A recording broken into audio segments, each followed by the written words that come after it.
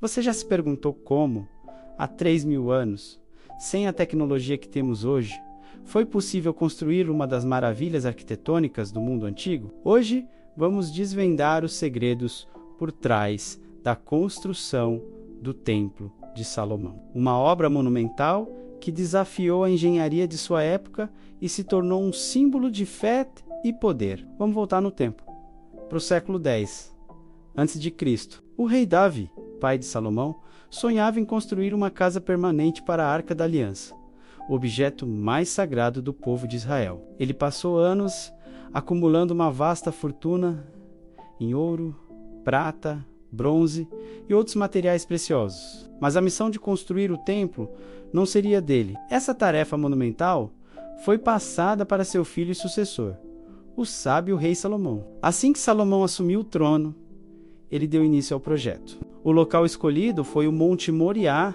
em Jerusalém, um lugar já carregado de significado espiritual. Para um projeto dessa magnitude, Salomão precisava dos melhores materiais e dos artesãos mais habilidosos. Ele formou uma aliança estratégica com Irão, o rei de Tiro, uma cidade fenícia famosa por seus experientes construtores e pelo acesso a madeiras de altíssima qualidade. Imagine a logística envolvida. Dezenas de milhares de trabalhadores foram mobilizados. Havia os cortadores de pedra nas pedreiras, os lenhadores nas florestas do Líbano e os transportadores que levavam todo esse material para Jerusalém. As famosas árvores de cedro do Líbano, conhecidas por sua durabilidade e aroma, foram cortadas e transportadas por mar, em grandes balsas, até um porto próximo e depois levadas por terra até o canteiro de obras. Uma das características mais impressionantes da construção do Templo de Salomão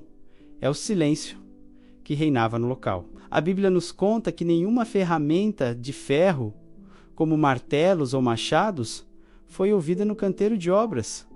Como isso era possível? As enormes pedras de calcário eram cortadas e perfeitamente moldadas ainda na pedreira. Cada bloco era preparado com uma precisão incrível, de modo que, ao chegar em Jerusalém, eles se encaixavam perfeitamente, como peças de um quebra-cabeça gigante. Essa técnica não só demonstrava uma habilidade de planejamento e engenharia extraordinária, mas também conferia um caráter sagrado e reverente à construção. O design do templo era espetacular e cheio de simbolismo. Ele não era gigantesco em área, se comparado a catedrais modernas, mas sua riqueza e detalhes eram incomparáveis. A estrutura principal era dividida em 3 partes. Primeiro, o pórtico ou vestíbulo de entrada, chamado de Iula.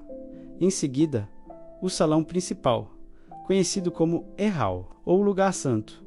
E, finalmente, a câmara mais interna e sagrada, o Debir, mais conhecido como o Santo dos Santos. A entrada do templo era guardada por 2 colossais colunas de bronze, que Salomão nomeou de Jaquim e Boas. Cada uma tinha cerca de 8 metros de altura e era ricamente decorada. Elas não sustentavam nada, eram puramente simbólicas, representando a força e a estabilidade do reino e da fé. Vamos entrar no templo. As paredes internas eram totalmente revestidas com painéis de cedro, meticulosamente entalhados com figuras de querubins, palmeiras e flores. E não era só madeira. Absolutamente tudo no interior era coberto de ouro puro.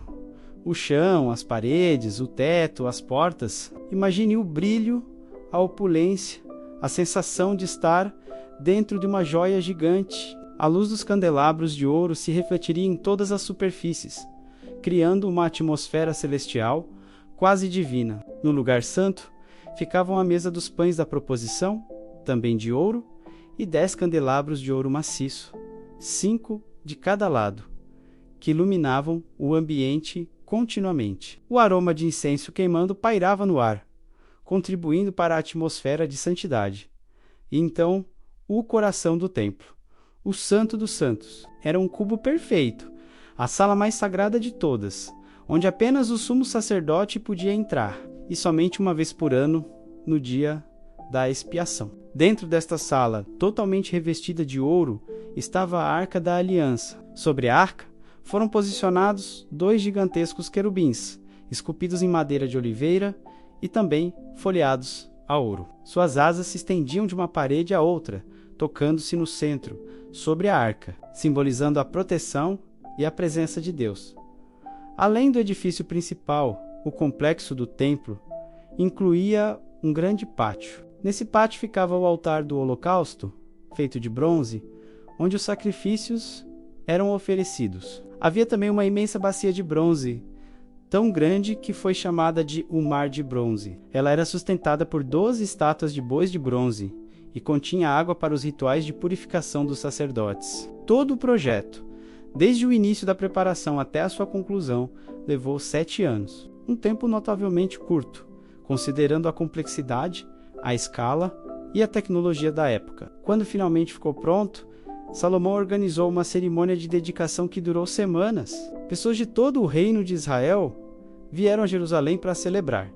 Foi um momento de imensa alegria e unidade nacional. A Bíblia descreve que, durante a dedicação, a glória de Deus encheu o templo de tal forma que os sacerdotes não conseguiam ficar de pé para ministrar. O Templo de Salomão não era apenas um edifício, era o centro da vida religiosa, política e social de Israel. Era um símbolo da aliança entre Deus e seu povo, a morada terrena da presença divina. Sua construção consolidou o reinado de Salomão como uma era de ouro, marcada por paz, prosperidade e sabedoria. Infelizmente, essa magnífica estrutura não durou para sempre. Cerca de 400 anos após sua construção, em 586 a.C., o exército babilônico, liderado por Nabucodonosor, conquistou Jerusalém. A cidade foi destruída e o templo de Salomão foi saqueado de todos os seus tesouros e queimado até o chão. A Arca da Aliança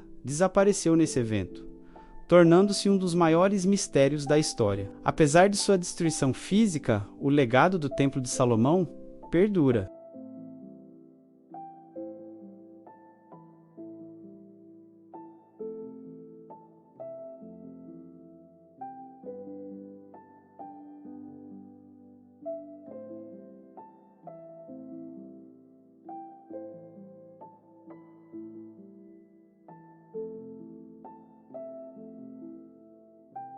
Da próxima vez que você pensar em grandes construções da antiguidade, lembre-se do Templo de Salomão, uma obra construída em silêncio, revestida de ouro e erguida, não apenas com pedras e madeira, mas com a fé e o sonho de uma nação inteira.